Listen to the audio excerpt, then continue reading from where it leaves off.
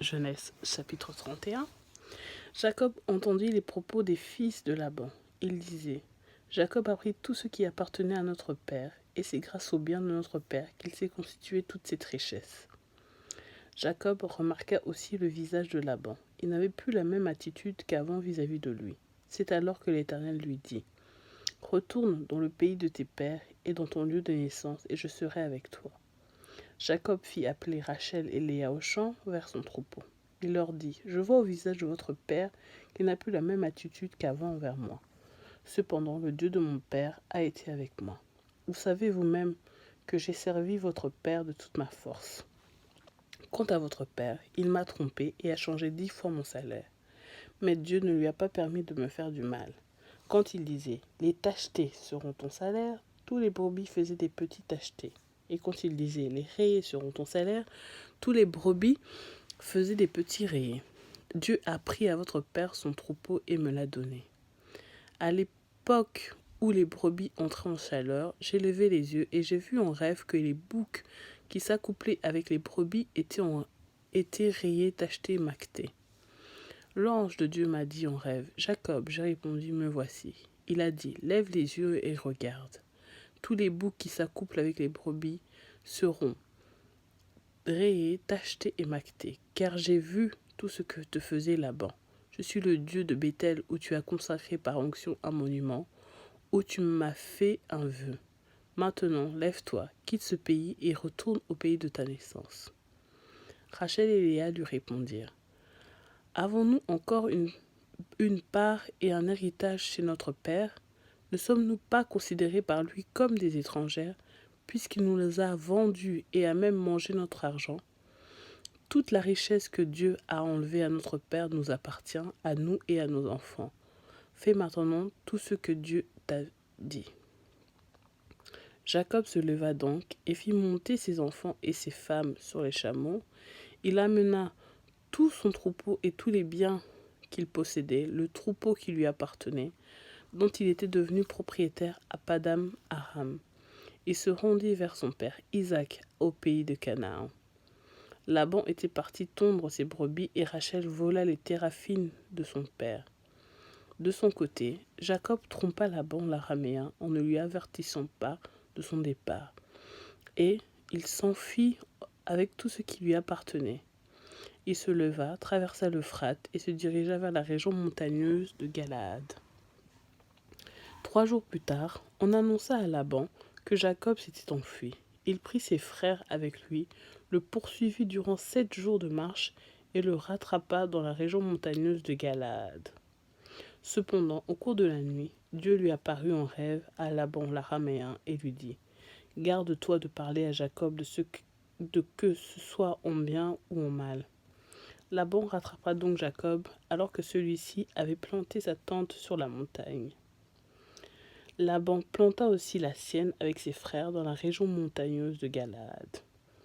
Alors Laban dit à Jacob: Qu'as-tu fait? Pourquoi m'as-tu trompé et amènes-tu mes filles comme des prisonnières de guerre? Pourquoi as-tu pris la fuite aux cachettes et m'as-tu trompé au lieu de m'avertir?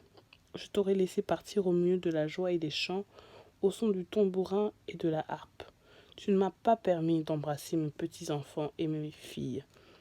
Tu t'es comporté de façon stupide. Ma main est assez forte pour vous faire du mal. Mais le Dieu de votre père m'a dit hier: Garde-toi de parler à Jacob, que ce soit en bien ou en mal. Et maintenant que tu es parti, parce que tu languissais après le foyer de ton père, pourquoi as-tu volé mes dieux? Jacob répondit à Laban: C'est que j'avais peur. Je me suis dit que tu m'enlèverais peut-être tes filles. Quant à celui auprès duquel tu trouveras tes dieux, qu'il cesse de vivre. Devant les membres de notre parenté, reconnais ce qui t'appartient chez moi et prends-le. Jacob ne savait pas que Rachel les avait volés. Laban entra dans la tente de Jacob, dans celle de Léa, dans celle des 2 servantes, et il ne trouva rien. Il sortit de la tente de Léa et entra dans celle de Rachel. Rachel avait pris les téraphines, les avait mis sous le bas du chameau et s'était assise dessus. Laban fouilla toute la tente et ne trouva rien. Elle dit à son père, « Mon Seigneur, ne te fâche pas si je ne peux pas me lever devant toi, car je suis indisposé. » Il chercha les téraphines et ne les trouva pas. Jacob se fâcha et chercha querelle à Laban. Il reprit la parole et lui dit, « Quel est mon crime, quel est mon péché pour que tu me poursuives avec tant d'ardeur? Quand tu as fouillé toutes mes affaires, qu'as-tu trouvé des affaires de ta maison? Dépose-les ici, devant notre parenté respective, qu'elle soit juge entre nous deux. Voilà 20 ans que j'ai passé chez toi. Tes brebis, tes chèvres n'ont pas avorté. Je n'ai pas mangé les béliers de ton troupeau. Je ne t'ai pas rapporté des bêtes trouvées déchiquetées. J'en ai payé les dédommagements. Tu me demandais ce qu'on me volait du jour et ce qu'on me volait la nuit. La chaleur me dévorait pendant le jour et le froid pendant la nuit, et le sommeil fuyait mes yeux. Voilà 20 ans que j'ai passé chez toi. Je t'ai servi 14 ans pour tes 2 filles, 6 ans pour ton troupeau, et tu as changé 10 fois mon salaire. Si le Dieu de mon père, le Dieu d'Abraham, celui que craint Isaac, n'avait pas été en ma faveur, tu m'aurais maintenant renvoyé les mains vides. Dieu a vu ma peine et le travail de mes mains, et hier il a prononcé son jugement. Laban répondit à Jacob, « Ces filles sont les miennes, ces enfants sont les miens, ce troupeau est le mien, et tout ce que tu vois m'appartient. Que puis-je faire aujourd'hui pour mes filles ou pour leurs enfants, ce qu'elles ont mis au monde? Viens maintenant, concluons une alliance, toi et moi, et que quelque chose serve de témoignage entre nous. » Jacob prit une pierre et la dressa en guise de monument. Jacob dit aux membres de sa parenté, « Ramassez des pierres. » Ils prirent des pierres et en firent un tas. Ils mangèrent là sur le tas. Laban l'appela Jégar Sahadouta et Jacob l'appela Galed. Laban dit, « Que ce tas serve aujourd'hui de témoignage entre toi et moi. » C'est pourquoi on lui a donné le nom de Galed. On l'appela aussi Mitzpah, parce que Laban dit, « Que l'Éternel veille sur toi et sur moi, quand nous serons perdus de vue tous les deux. Si tu maltraites mes filles, et si tu prends encore d'autres femmes, ce n'est pas un homme qui sera avec vous. Fais-y bien attention. C'est Dieu qui sera témoin entre toi et moi. » Laban dit à Jacob, « Vois ce tas de pierres et ce monument que j'ai placé entre toi et moi.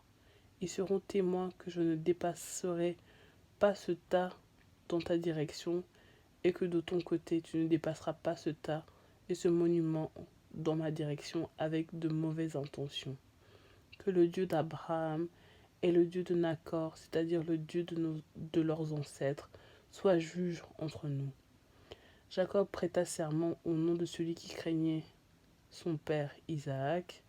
Jacob offrit un sacrifice sur la montagne et invita les membres de sa parenté à manger. Ils mangèrent donc et passèrent la nuit sur la montagne.